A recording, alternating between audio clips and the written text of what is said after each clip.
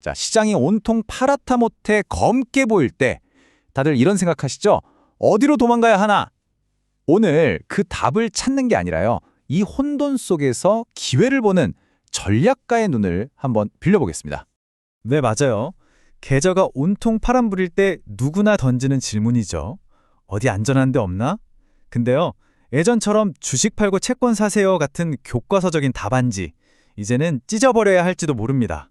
왜 그런지 지금부터 하나씩 파헤쳐보죠. 자, 우선 시장이 이번 충격에 어떻게 반응했는지 그 첫 모습부터 한번 보시죠. 뭐랄까 아주 본능적으로 움직였어요. 거의 예상했던 그대로였죠. 보세요. 코스피가 하루 만에 무려 10.66%가 빠졌습니다. 이 정도 충격은요, 제가 기억하기론 9.11 테러 이후로 처음입니다. 제 20년 경험에서도 정말 손에 꼽을 만한 그야말로 검은 하루였어요. 이런 뉴스가 터지면 투자자들 심리가 어떻겠어요? 그냥 일단 던지고 보자, 피하고 보자, 이런 공포 심리가 시장을 지배하게 되는 거죠. 실제로 돈이 어디로 쏠렸는지 데이터를 보면 그 흐름이 아주 명확하게 보입니다. 자, 이 그래프를 좀 보세요. 시장 전체는 말 그대로 박살이 났는데 유독 빨간불을 켠 곳이 있죠? 네, 모두의 눈이 한 곳으로 쏠린 겁니다. 바로 방산주. 가장 직관적이고 어찌 보면 가장 뻔한 답으로 돈이 미친 듯이 몰리면서 그냥 폭등해버렸어요. 물론 이런 반응 이해는 갑니다. 전쟁 났네? 그럼 무기 만드는 회사가 돈 벌겠지 하는 아주 단순하고 직관적인 생각이죠. 틀린 말은 아니에요. 표면적으로는요. 하지만요, 제 20년 넘는 시장 경험에 따르면요, 이렇게 모두가 똑같이 생각하고 달려드는 답은 보통 정답이 아니거나 아니면 이미 비싸게 사주는 그런 함정이 파여있는 경우가 거의 대부분이었습니다.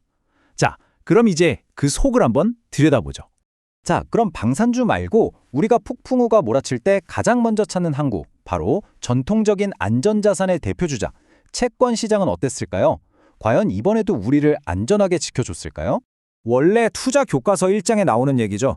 주식시장이 위험해지면 그 돈들이 전부 안전한 피난처, 그러니까 국채 같은 곳으로 몰리면서 채권 가격은 반대로 올라야 정상입니다. 이게 공식이에요, 공식. 그런데 진짜 문제는 여기서 터집니다.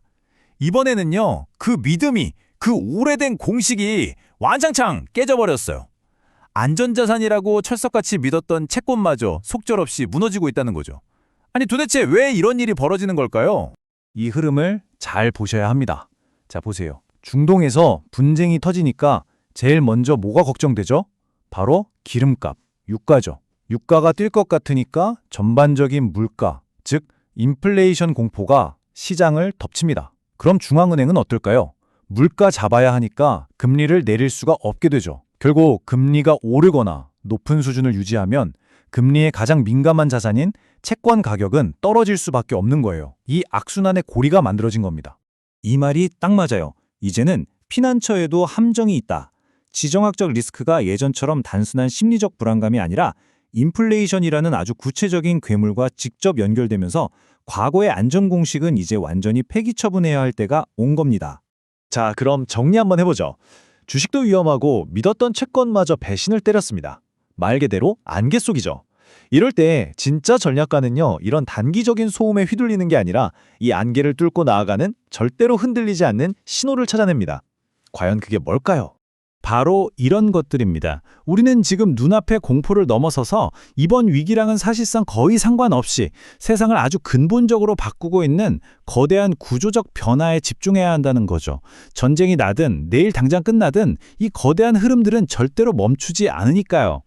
그 첫 번째 신호, 바로 반도체입니다. 근데 그냥 반도체 수요가 좋대, 이 수준의 이야기가 아니에요.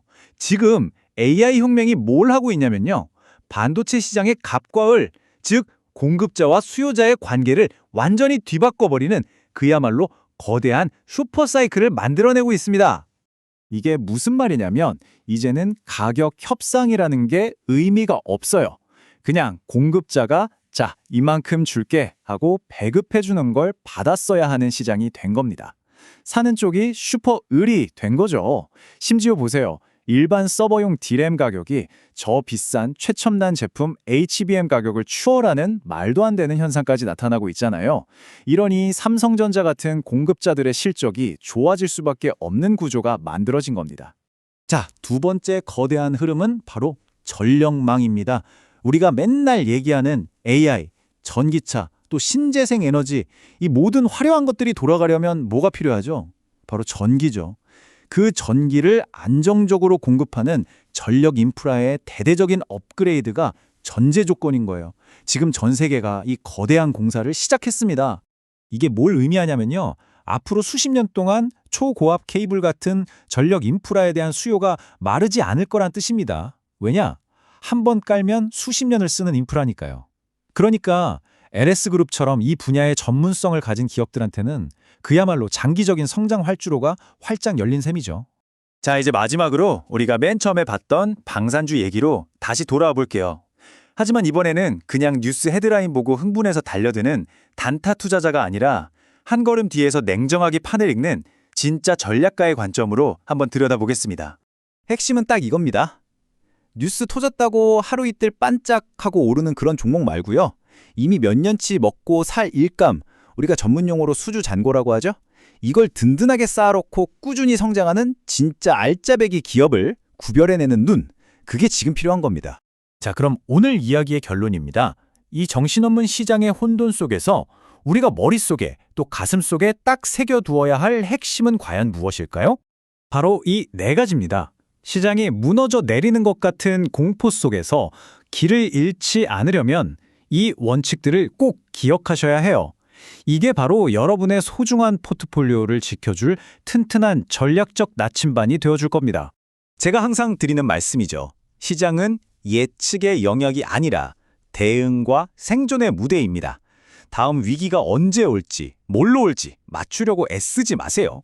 그 대신에 어떤 위기가 덮쳐도 흔들리지 않고 견뎌낼 수 있는 그런 튼튼한 뿌리를 가진 포트폴리오를 만드는데 모든 힘을 집중하셔야 합니다. 마지막으로 이 질문을 한번 던져보세요. 내 포트폴리오는 지금 오늘의 이 시끄러운 소음에 이리저리 흔들리고 있는가? 아니면 미래를 바꾸는 저 거대한 흐름 위에 단단히 서 있는가? 진짜 투자는 바로 그 질문에 대한 답을 찾는 것에서부터 시작될 겁니다.